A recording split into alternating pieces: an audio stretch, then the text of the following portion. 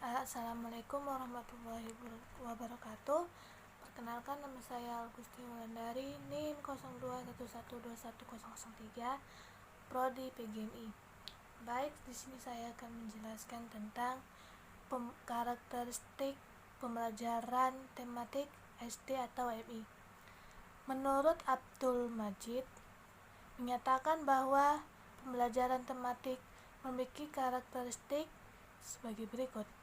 Yang pertama, berpusat pada siswa.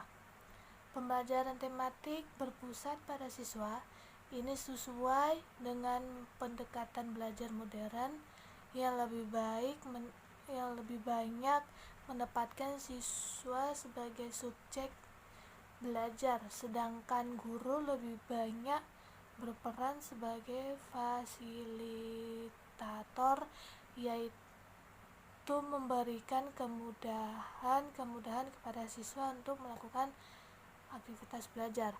Yang kedua, memberikan pengalaman langsung.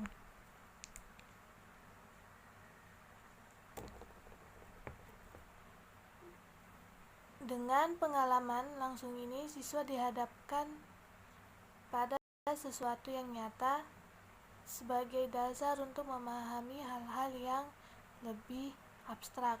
Terus yang ketiga, permasalahan mata pelajaran tidak begitu jelas. Dalam pembelajaran tematik, pemisahan antara mata pelajaran menjadi tidak begitu jelas. Fokus pembelajaran diarahkan kepada pembahasan tema-tema yang paling dekat berkaitan dengan kehidupan siswa. Yang selanjutnya, mengajikan konsep dan berbagai mata pelajaran. Pembelajaran tematik menyajikan konsep-konsep dari berbagai mata pelajaran dalam suatu proses pembelajaran. Dengan demikian, siswa mampu memahami konsep-konsep tersebut secara utuh. Hal ini diperlukan untuk membantu siswa dalam memecahkan masalah yang dihadapi dalam kehidupan sehari-hari. Selanjutnya, bersifat fleksibel. Apa itu fleksibel? Pembelajaran tematik bersifat tues, di mana guru dapat mengaitkan bahan ajar dari satu mata pelajaran dengan mata pelajaran yang lainnya, bahkan mengaitkannya dengan kehidupan siswa dan keadaan lingkungan di mana sekolah dan siswa berada. Terus yang selanjutnya, hasil pembelajaran sesuai dengan minat dan kebutuhan siswa. Siswa diberi kesempatan untuk mengoptimalkan potensi yang dimilikinya sesuai dengan minat dan kebutuhannya. Terus yang selanjutnya, menggunakan prinsip belajar sambil bermain dan menyenangkan. Dari pendapat ini atas tentang karakteristik pembelajaran tematik, dapat disimpulkan bahwa pembelajaran tematik yaitu pembelajaran yang sesuai dengan kenyataan. Belajar bermakna menyeluruh antara dan melibatkan siswa untuk aktif saat proses pembelajaran. Terus yang B, keunggulan dan kelemahan SD atau MI. Pembelajaran tematik memiliki keunggulan sebagai berikut. Yang pertama, pengalaman kegiatan belajar sangat relevan dengan tingkat perkembangan dan kebutuhan anak usia sekolah dasar. Terus yang kedua, kegiatan yang dipilih dalam pelaksanaan pembelajaran tematik bertolak dari minat dan kebutuhan peserta didik.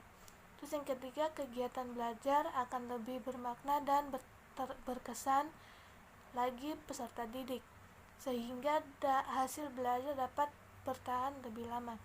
Terus yang selanjutnya, membantu mengembangkan keterampilan berpikir peserta didik. Terus yang selanjutnya, mengajikan kegiatan belajar yang bersifat pragmatis sesuai dengan permasalahan yang sering di lingkungannya. Terus yang selanjutnya, mengembangkan keterampilan sosial peserta didik. Yang C, prinsip-prinsip pembelajaran tematik. Pembelajaran tematik SD atau MI memiliki prinsip-prinsip yang perlu dipahami oleh guru, antara lain yang pertama, terintegrasi dengan lingkungan, maksudnya pembelajaran dikolaborasikan dalam kehidupan sehari-hari peserta didik. Terus yang kedua, memiliki tema sebagai alat pemersatu dari ketujuh mata pelajaran. Ada PKN, BI, MM, PJOK, SPDB, IPA, IPS sebagai dasar. Terus yang ketiga, menjadikan belajar sambil bermain dan menyenangkan.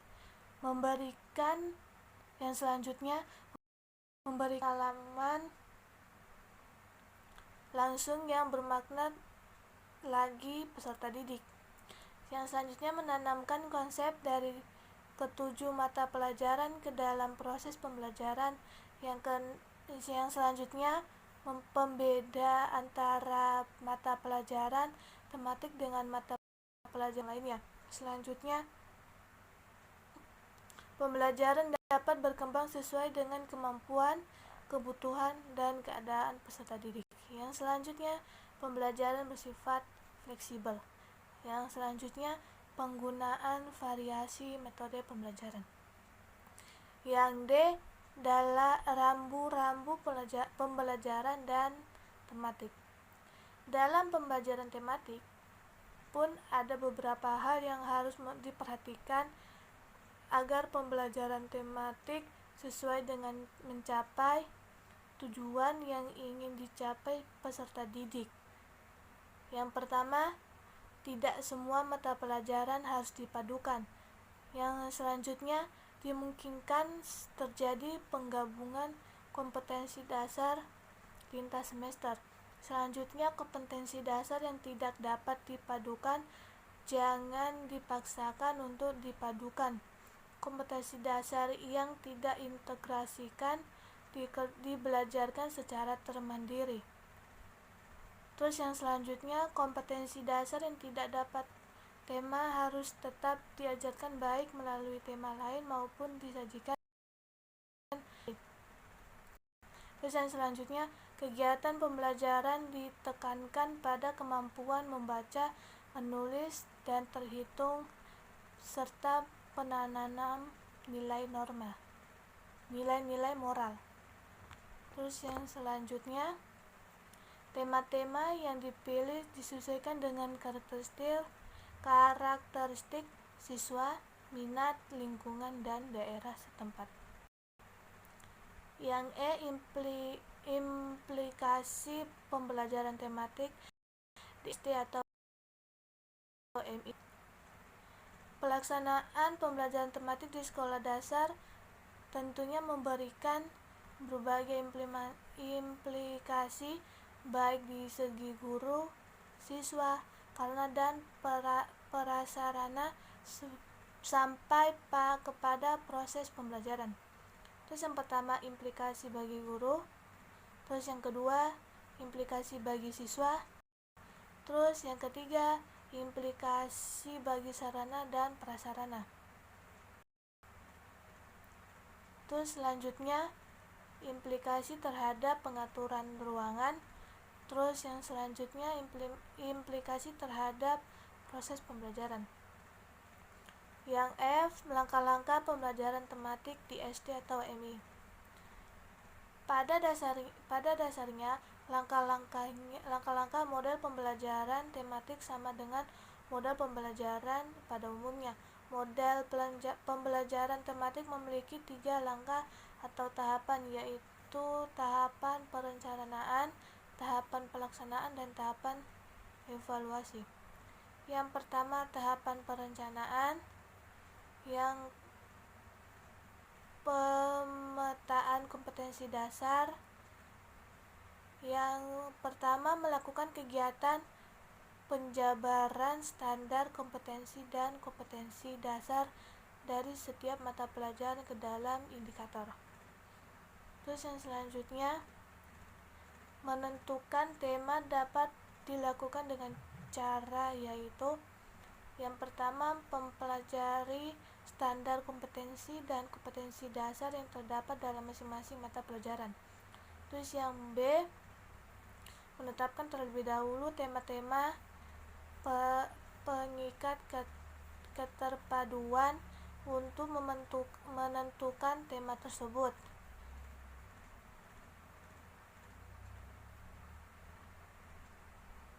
Terus yang 2, tahap pelaksanaan.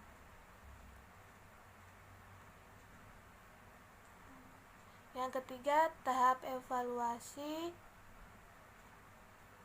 Ya, cukup sekian dari saya, kurang lebihnya mohon maaf.